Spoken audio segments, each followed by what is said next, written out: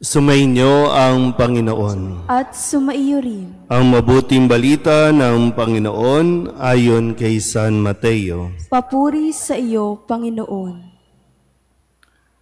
Noong panahong iyon, sinabi ni Jesus, "Saaba ninyo mga iskriba at mga pariseyo, mga mapagpaimbabaw, ang katulad ninyo'y mga libingang pinaputi, magaganda sa labas, ngunit sa loob ay puno ng kabulukan at buto ng mga patay. Ganyan-ganyan kayo. Sa paningin ng tao'y mabubuti kayo. Ngunit ang totoo, punong-puno kayo ng pagpapaimbabaw at kasamaan. Saaba ninyo mga iskriba at mga pariseyo, mga mapagpaimbabaw, ipinagtatayo ninyo ng mga libingan ang mga propeta at ginagayakan ang mga puntod ng mga taong namuhay ng matuwid. At sinasabi ninyo, kung kami sana'y nabuhay sa kapanahunan ng aming mga ninuno, hindi namin ipapapatay ang mga propeta. Sa sinabi ninyong iyan, inaamin ninyong kayo'y mga anak ng mga nagpapatay sa mga propeta. Sige, tapusin ninyo ang pinasimulan ng inyong mga ninuno." Ang mabuting balita ng Panginoon. Pinupuri ka namin, Panginoong Hesukristo. Isang magandang umaga po sa inyong lahat. Ngayon po ay Miyerkules ng ika-21 linggo sa karaniwang panahon at atin pong hingin ang tulong at halimbawa ni Santa Monica sa araw na ito upang atin pong lubusang maunawaan at matanggap ang mensahe ng ating Panginoon sa atin pong mga narinig na pagbasa. Si Santa Monica ay ang ina ni San Agustin. Si San Agustin noon, na ating ipagdiriwang naman bukas, ay namuhay ng isang pagano o hindi kumikilala sa Diyos.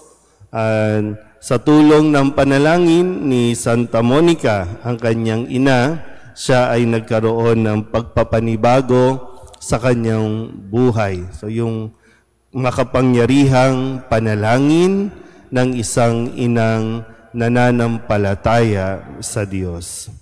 Kaya nga sa atin ding narinig na ebanghelyo, halos 3 araw na nating naririnig ang pagkadismaya ni Jesus, ang kanyang panunuligsa sa mga ikinikilos at mga nagiging pag-uugali ng mga iskriba at pariseyo. Derechahan niyang sinasabihan ang mga ito ng mga mapagpaimbabaw.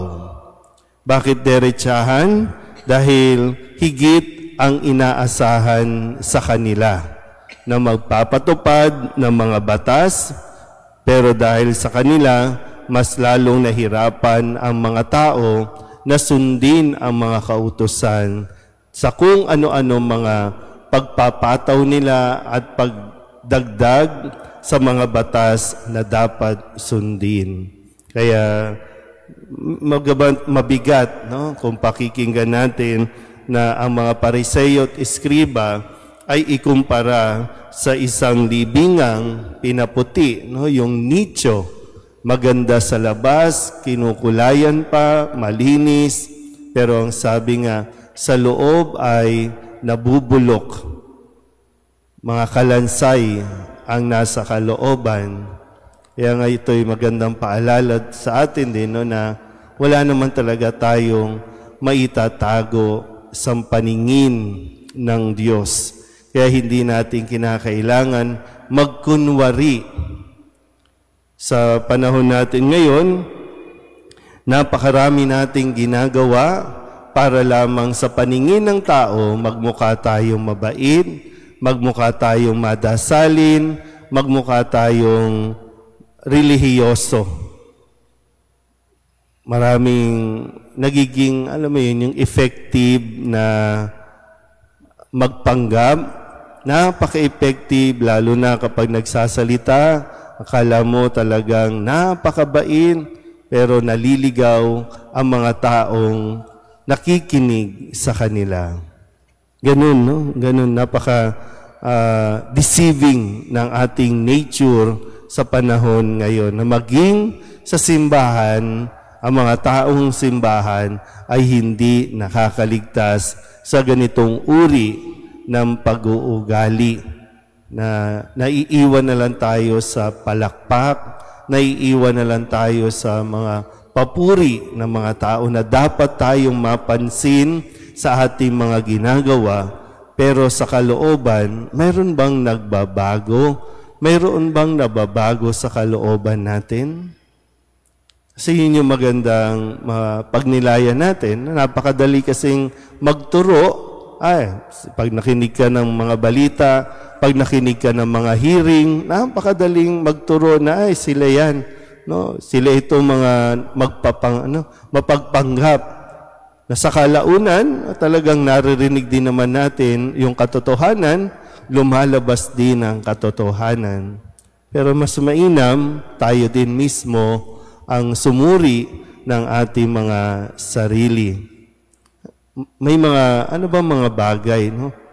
Tayo ba ay nasasanay na lang na magpakitang tao sa ating ginagawa para lamang mapuri tayo ng mga tao? Huwag mong pagurin ang iyong sarili para magustuhan ka ng mga tao sa iyong ginagawa.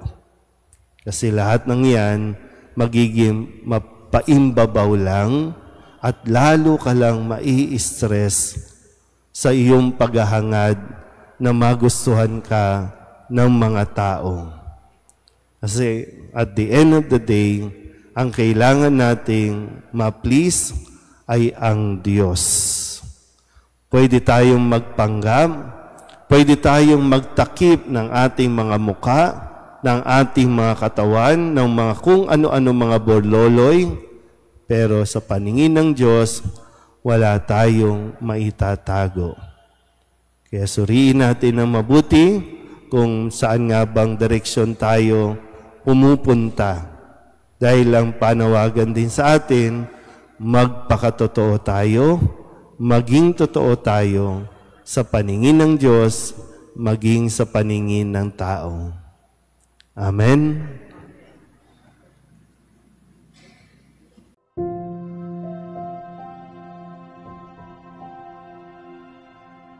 Thank you.